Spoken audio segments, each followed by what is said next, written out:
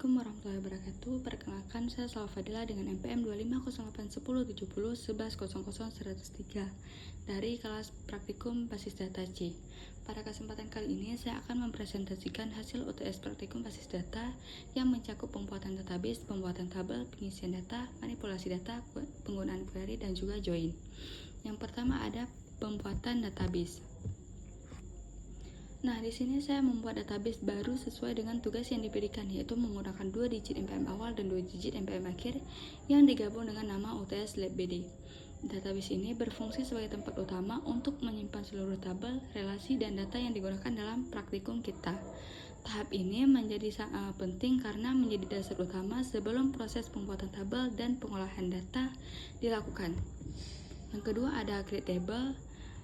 Pada tahap ini saya membuat 6 tabel berdasarkan ERD yang telah diberikan, sekaligus menerapkan constraint berupa primary key dan juga foreign key untuk membentuk hubungan antar tabel. Nah, tabel yang pertama ada tabel jurusan.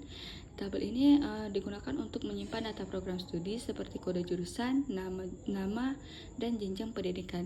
Kode jurusan ini dijadikan primary key karena setiap jurusan memiliki kode yang unik. Tabel ini berfungsi sebagai data induk yang nantinya menghubungkan dengan tabel mahasiswa. Yang kedua ada tabel dosen.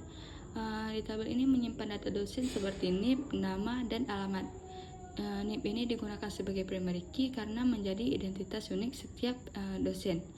Tabel dosen berrelasi dengan tabel mahasiswa sebagai dosen wali dan juga berrelasi dengan tabel mengajar. Kemudian yang ketiga ada tabel mahasiswa. Nah, di tabel ini berisi data mahasiswa seperti NIM, alamat, nama, jurusan, dan dosen wali. NIM digunakan sebagai primary key, sedangkan kode jurusan dan NIM dosen wali menjadi foreign key yang menghubungkan tabel mahasiswa dengan tabel jurusan dan dosen. Relasi ini menunjukkan bahwa setiap mahasiswa memiliki pada satu jurusan dan memiliki dosen wali. Kemudian yang keempat ada tabel mata kuliah. Nah, di tabel ini digunakan untuk menyimpan data mata kuliah seperti kode mata kuliah, nama mata kuliah, dan jumlah SKS. Kode mata kuliah menjadi primary key dan tabel ini menghubungkan dengan tabel mengajar serta mengikuti. Yang kelima ada tabel mengajar. Tabel ini digunakan untuk menyimpan data relasi antara dosen dan mata kuliah yang diajarkan, termasuk informasi tahun dan semester. Nah, di tabel ini penting untuk menunjukkan aktivitas pengajaran dosen dalam periode tertentu. Kemudian yang keenam ada tabel mengikuti. Di tabel ini kita menyimpan relasi mahasiswa yang mengambil atau mengikuti mata kuliah tertentu. Tabel ini berfungsi sebagai penghubung antara mahasiswa dan mata kuliah. Kemudian yang ketiga ada insert data.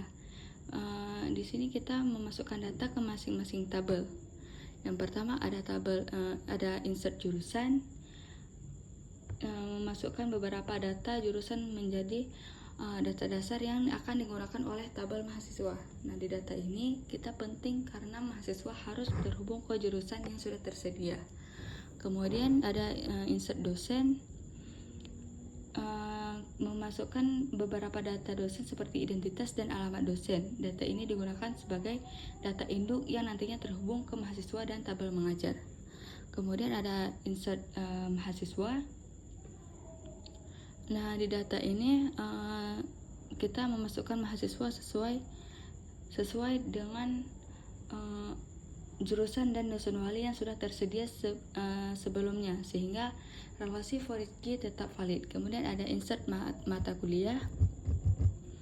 Nah, di sini kita menambahkan data beberapa mata kuliah yang nantinya digunakan untuk relasi pengajaran dan pengambilan mata kuliah oleh mahasiswa. Dan kemudian ada insert mengajar.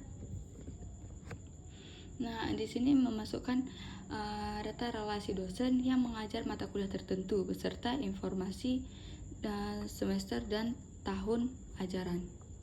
Nah, yang terakhir ada insert mengikuti. Di sini kita memasukkan data mahasiswa yang mengikuti mata kuliah tertentu sebagai bentuk relasi many to many antara mahasiswa dan mata kuliah. Kemudian yang di sini ada update. Saya sudah menunjukkan proses pengubahan data dari NIM 25103 dari Kota Alam ke Baitur Rahman. Proses ini penting agar data tetap akurat tanpa perlu memasukkan ulang ke seluruh data yang kita ubah. Kemudian selanjutnya ada delete, akan menunjukkan proses penghapusan data 25078. Nah, proses ini digunakan jika ada data yang tidak diperlukan lagi atau terdapat kesalahan data yang perlu dihapus. Kemudian yang kelima ada query select. Yang pertama ada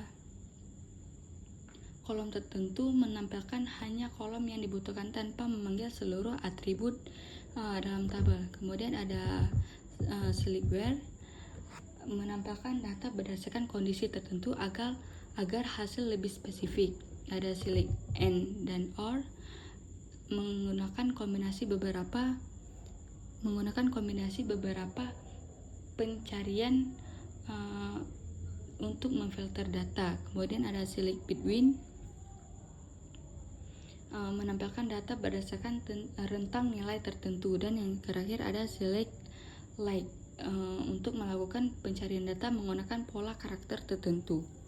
Nah, di sini yang terakhir ada join.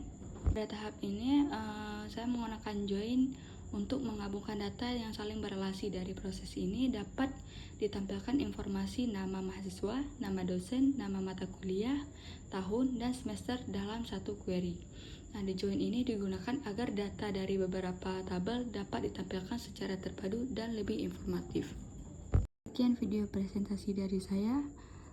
Mohon maaf apabila ada kekurangan dan kesalahan.